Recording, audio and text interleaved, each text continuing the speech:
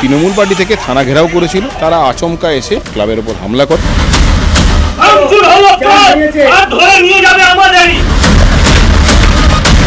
Property থেকে বেলাল এবং police ঢুকছে, পুরো এটা একটা সাজানো ঘটনা। এটা শুধুমাত্র সজল ঘোষকে গ্রেফতার করার জন্য পুরো এটা করা হয়েছে।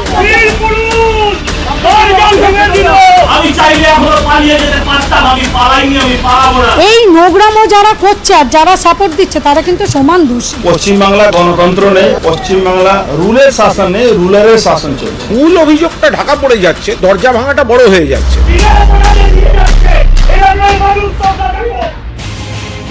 কিন্তু কেন সজলকে পুলিশ এইভাবে দরজা ভেঙে বাড়িতে ঢুকে গ্রেফতার করলো? পুলিশের কি অভিযোগ আসুন দেখি। পুলিশ মূল তিনটে কারণে এইভাবে অ্যারেস্ট করলো, মারধর, চুরি এবং অস্ত্র আইনে। আমরা সবিস্তারে আলোচনা করবো। এছাড়াও আমাদের নজর জনতার দরবারে থাকবে ত্রিপুরায় খেলা দিবসের প্রস্তুতিতে তৃণমূল, তাদের শক্তি প্রদর্শন, পাল্টা পথে বিপ্লব দেবের সমর্থনে ত্রিপুরায় বিজেপি। এছাড়াও ঘাটালে খিচমেরি ফটো সেশন চলছে মমতা ব্যানার্জির, সেই জলে দাঁড়ানোকে কটাক্ষ করে বললেন শুভেন্দু অধিকারী। আর মুকুল রায়ের অসংলগ্ন বক্তব্যে কি রাজনৈতিক কৌশল আদৌ রয়েছে? আমরা সব নিয়ে আলোচনা করবো, কিন্তু তার আগে ঠিক কি হয়েছিল, দরজা কেন ভাঙলো পুলিশ? শুরুতেই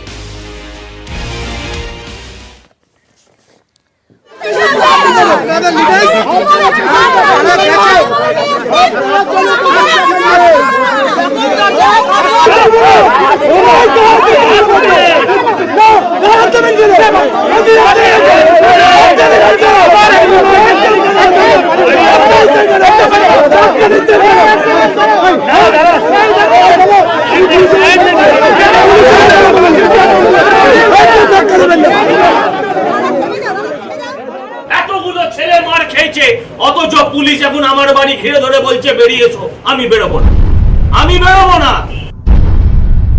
কিন্তু আমি পালাবো না। আমি চাইলে এখনো পালিয়ে যেতে পারতাম, আমি পালাইনি, আমি পালাবো না। দরজা ভেঙেই নিয়ে যেতে হবে, নয়তো নয়। দরজা ভেঙে পুলিশ আধিকারিকরা ভেতরে ঢুকছেন।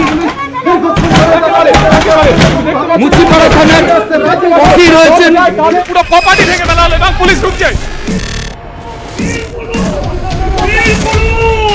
দরজা ভেঙে দিল বীর পুরুষ, বীর পুরুষ দরজাটা ভেঙে দিল, বিনা অপরাধে নিয়ে যাচ্ছে এলাকার মানুষ। তোমরা দেখো,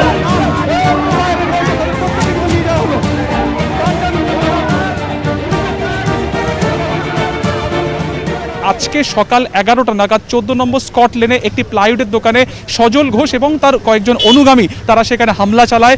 সেই প্লাইউডের দোকানে এক কর্মীকে মারধর করা হয়, ক্যাশ বক্স লুট করা হয়, আগ্নেয়াস্ত্র দেখানো হয়। সেই পরিপ্রেক্ষিতে গ্রেফতার করা হয়েছে এখনো পর্যন্ত সজল ঘোষকে।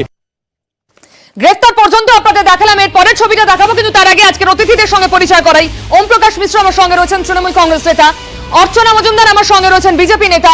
আমার সঙ্গে রয়েছেন কংগ্রেস নেতা সন্দীপা। এছাড়া আমার সঙ্গে রয়েছেন শুভময় মৈত্র, রাজনৈতিক বিশ্লেষক, এবং ত্রিপুরা থেকে আমাদের সঙ্গে রয়েছেন বিজেপি নেতা নবেন্দু ভট্টাচার্য। আমরা কথা বলবো, কিন্তু তার আগে আপনাদের দেখাবো বলেছিলাম যেটা, সন্ধে পর্যন্ত উত্তেজনা, একটু আগে পর্যন্ত বাদানুবাদ দেখুন, এবং রাজনৈতিক তরজা।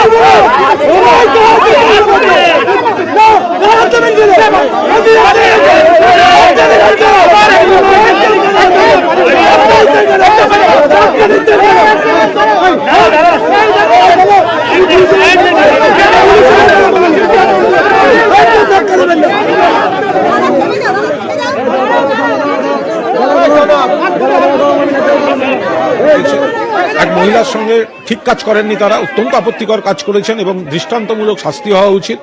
সেই জায়গায় সজল ঢোকাটা একদম ঠিক হয়নি এবং খুব স্বাভাবিকভাবেই সে জনরোষের মুখে পড়েছে। পুলিশকে সহযোগিতা করা উচিত ছিল। পুলিশ যখন তাকে বলেছে বেরিয়ে আসুন বাড়ি থেকে, তখন তার উচিত ছিল পুলিশকে সহযোগিতা করা, অন্যায়ভাবে জেদাজেদি করছে। পাশাপাশি আমি এটাও বলবো, অভিযোগটা এমন কোনো গুরুতর ছিল না যাতে অতগুলো মিডিয়ার সামনে প্রকাশ্যে ওই ধরনের একটা দৃশ্য দরজা ভাঙার, ওটা অবাঞ্ছিত দৃশ্য, ওটা কাম্য ছিল না। মানে অভিযোগটা যে অনুপাতের, সেই অনুপাতে দরজা ভাঙার দৃশ্যটা কিন্তু অভিযুক্তদের পক্ষেই মানুষের সহানুভূতি চলে যায়, ফলে মূল অভিযোগটা ঢাকা পড়ে যাচ্ছে, দরজা ভাঙাটা বড় হয়ে যাচ্ছে। প্রত্যেকটা ঘটনার প্রতিক্রিয়া হবে। তৃণমূলের নেতারা যদি মনে করে যে বিজেপির নেতাকে এভাবে দরজা ভেঙে গ্রেপ্তার করে খুব লাফাবেন, তৃণমূলের নেতাদেরও বিজেপি ভাবে গ্রেপ্তার করতে পারে, তখন কি সেটা খুব ভালো হবে? একটা রাজনৈতিক নেতা, থানার পাশে যার বাড়ি, দরজা ভেঙে ঢোকার কোনো মানে ছিল না? যাদের কথায় কাণ্ডটা করছেন তাদেরও কিন্তু দরজা ভেঙে ঢোকার ক্ষমতা বিজেপির আছে, সেটা খুব একটা ভালো হবে না। এরপর আমি সরাসরি আলোচনায় আসবো, শুধু অনুরোধ প্রত্যেকে নিজেদের বক্তব্য সংক্ষিপ্ত রাখবেন, কেউ কাউকে ওভারল্যাপ করবেন। ওম প্রকাশ দা, অবাঞ্ছিত বলছেন আপনাদের দলের মুখপাত্র।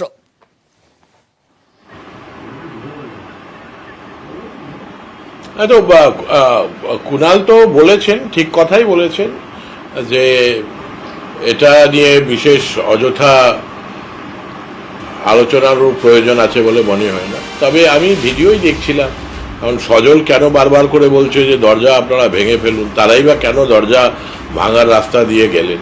এটা স্থানীয় সমস্যা, কিন্তু গুরুতর নির্দিষ্ট অভিযোগ রয়েছে। পুলিশ তাদের বক্তব্য এবং যিনি অভিযুক্ত তিনি তার বক্তব্য কোর্টে জানাবেন। আমার মনে হয় না যে এই ঘটনাকে কেন্দ্র করে আর কি কোনো বড় রকমের রাজনৈতিক তরজার প্রয়োজনীয়তা রয়েছে। আর যেটাই হয়েছে সেটা হচ্ছে নির্দিষ্ট অভিযোগের ভিত্তিতে ওনাকে গ্রেপ্তার করতে গেছিল বা শোনাতে পারি।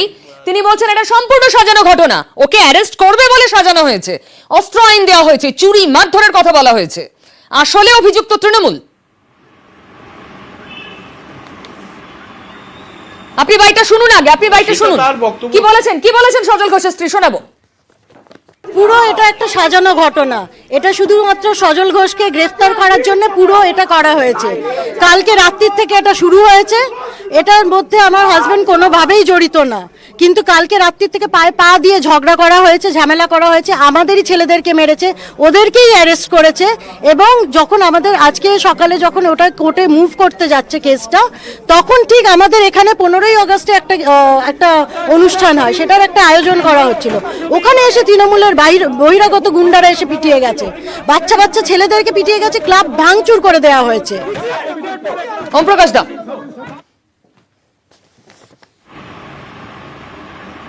না তো বোঝাই যাচ্ছে, ওনার কথাতেই বোঝা যাচ্ছে যে গতকাল থেকে আর কি গন্ডগোল চলছিল এবং সেই গন্ডগোলের অ্যাকচুয়ালি দুটো পক্ষ রয়েছে এবং সেটা আর কি কার পক্ষে কি যুক্তি ইত্যাদি সেটা কোর্টে তারা আর কি বক্তব্য রাখবেন। অর্চনাদি,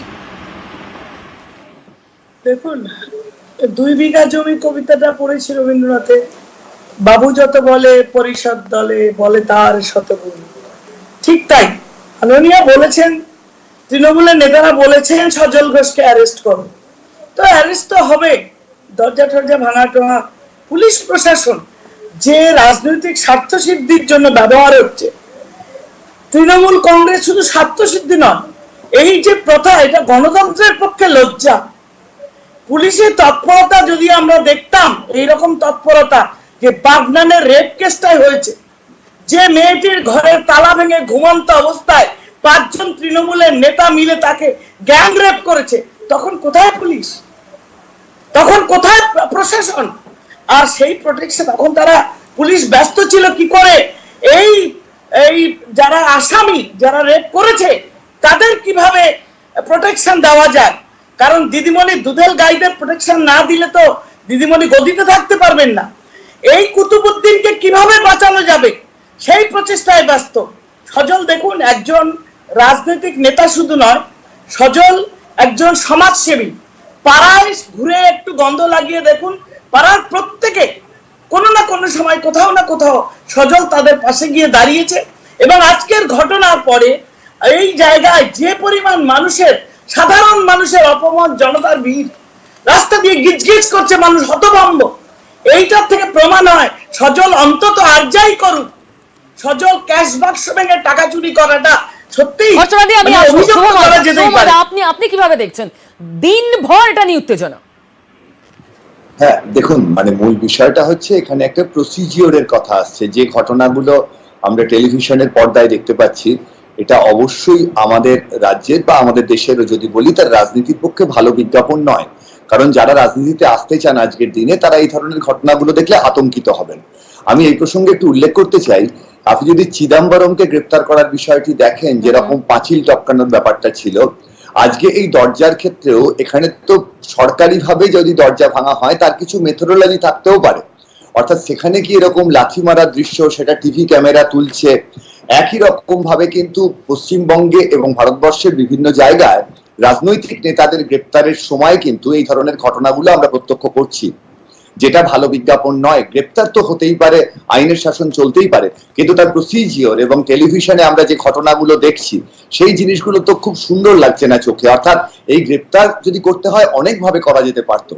অর্থাৎ শুভময় দা, এখানে দুটো আমি কয়েনের উল্টো পিঠটাও আপনার সামনে আনার চেষ্টা করবো, আমি দর্শকদেরও দেখাবো। গ্রেফতারির ঠিক আগের মুহূর্তে লাইভ আমরা দেখিয়েছিলাম কি বলছিলেন সজল ঘোষ। তিনিও বলছিলেন আমি এমনি যাব না, পুলিশ ডেকে পাঠিয়েছে, পুলিশ যদি ভেঙে নিয়ে যেতে পারে নিয়ে যাক, আমি বেরোবো না। উনিও ওয়েট করেছেন, মানে এটা কি কোথাও পলিটিক্যাল মাইলেজের বিষয় তৃণমূল শাসক দলের দিকে, যাতে খুব বেশি করে হাত তোলা যায়? তো অবশ্যই তাই, এবং এই মূল জায়গাটাই যেটা হচ্ছে সেটা হচ্ছে তৃণমূল এবং বিজেপির দ্বন্দ্বটা সুপ্রতিষ্ঠিত হচ্ছে পশ্চিমবঙ্গে, এবং অবশ্যই এই জায়গার যদি পলিটিক্যাল ইমপ্লিকেশন দেখেন তাহলে অন্য রাজনৈতিক দলের স্পেস কমছে। অর্থাৎ এই ধরনের জিনিস যতটা আমাদের সামনে আসবে আমরা তখনই দুটো দল দুটো দিকে চলে যাওয়ার চেষ্টা করব, মাঝের ভাবনাটা আমাদের সামনে পরিষ্কার থাকবে না। এবং দেখুন এই নির্বাচন চলে গেছে, তারপরে তো কোথায় আমরা উন্নয়নের আলোচনা করব, কোভিড পরিস্থিতি থেকে বেরিয়ে আসার চেষ্টা করব। আমি বারবার বলছি এগুলো কিন্তু পশ্চিমবঙ্গের রাজনীতির পক্ষে একেবারেই ভালো বিজ্ঞাপন নয়। সৌমাদা প্লিজ সঙ্গে থাকুন, আমি বলছিলাম ঠিক গ্রেফতারির আগে লাইভ আমরা যেটা দেখিয়েছিলাম আরো একবার, কি বললেন সজল? বাড়ি ঘিরে ফেলেছে, বারবার ফোন করে বলছে, বারবার ফোন করে তো বলছে বলুন আমার অপরাধটা কি, আমার অপরাধটা কি আমি জানতে চাই। আমাদের এই ছেলেটা মার গেল, টাকা লুট হলো, ভাঙচুর হলো, আর ধরে নিয়ে যাবে আমাদেরই। আজকে পুলিশ আমায় নিয়ে যেতেই পারে, কোনো আপত্তি নেই, প্রথমবার নয়। সিপিএম এর পুলিশ এই কাণ্ড করেছিল, তৃণমূলের পুলিশও করবে, করুক, কিন্তু দরজা ভেঙেই নিয়ে যেতে হবে, নয়তো নয়। যখন অ্যারেস্ট হলেন তারপরে বক্তব্য শুনুন। পুরুষ দরজা ভেঙে দিল, বীর পুরুষ, বীর পুরুষ দরজাটা ভেঙে দিল, বিনা অপরাধে নিয়ে যাচ্ছে এলাকার মানুষ। তোমরা দেখো, তোমাদের সাথে ছিলাম আমি, বিনা অপরাধে আমাকে নিয়ে যাওয়া